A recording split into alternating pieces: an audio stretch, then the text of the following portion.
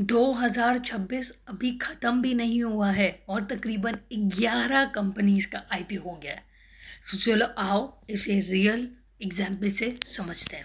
So according to the stock market ये 11 companies का IPO हुआ है।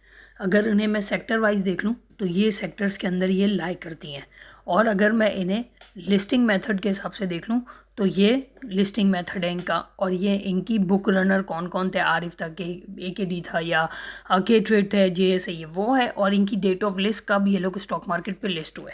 But based on my analysis ये पूरा मैंने जो फिगर बनाया है उस बेसिस पे 11 कंपनीज हैं, जिसमें से 7 कंपनीज का बुक बिल्डिंग मेथड हुआ था, जिसमें से एक कंपनी का 100% बुक बिल्डिंग मेथड है, और 6 कंपनीज ऐसी थी जिनका 70-30 या 75-25 का रेशियो था, यानी 25% या 30% रिटेलर्स के लिए और 70-75% जो है वो आपका बुक बिल्डिंग के लिए। 4 ऐसी कंपनी थी जो कि फिक्स प्राइस है, 6 प्राइस पे उनका हुआ था, जिनमें से 2 जो है वो फॉर सेल थी। नंबर 1 जो है एक कंपनी ऐसी थी जो कि बुक बिल्डिंग के लिए थी, और एक कंपनी जो है वो जैम बोर्ड से टू मेन बोर्ड में थी, जो कि आपकी ये वाली कंपनी आती है ब्लू एक्स लिमिटेड, जो कि आपकी लॉजिस्टिक्स कुरियर कंपनी है। अब इन पूरे उसमें से मैंने क्या किया, मैंने अपना फोकस जो है इन 7 कंपनीज में से इन 4 कंपनी पे रखा है, जो कि है Sitara petroleum, Wahdat poultry farm, Ghani dairies और सर्विस लॉन्ग मार्च टायर्स। लेकिन जो सवाल मैं आपको समझाना चाह रही हूँ उस सवाल के अंदर होता है कि ये आईपीओ हुए क्यों है। सितारा ने आईपीओ किया क्योंकि इसको अपना ट्रांसफॉर्म करना था मिड साइड लॉजिस्टिक प्लेयर से, अपना एक इंटीग्रेटेड फ्यूल डिस्ट्रीब्यूशन प्लेटफॉर्म बनाना है, और अपनी स्टोरेज जो उसके पास अपनी खुद की जो स्टोरेज टर्मिनल है उसको यूटिलाइज़ करके। अब जो वहादात आपके पास पोल्ट्री फार्म है उसको क्या करना था, वर्टिकली इंटीग्रेट करना था, यानी अपनी इनरिच करनी थी एग और पोल्ट्री प्लेटफॉर्म्स को, और अपना जो है वो फोकस करना था industrialise producer with proceed products के अंदर।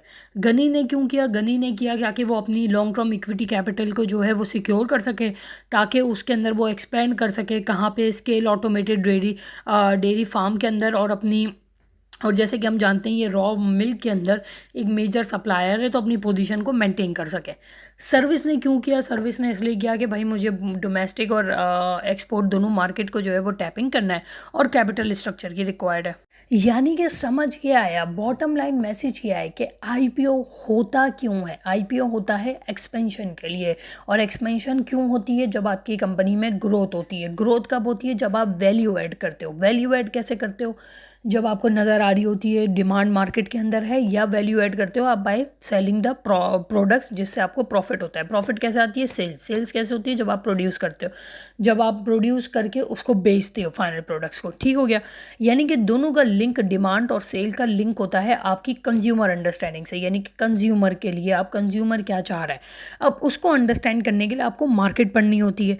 मार्केट में आप डिमांड एनालिसिस कर सकते हो, ग्रोथ कर सकते हो, सर्विस कर सकते हो, डिमांड की पोटेंशियल है या नहीं है, ये सब आता है आपका मैक्रो वेरिएबल एनालिसिस, या जिसे हम इंडस्ट्री एनालिसिस भी कहते हैं।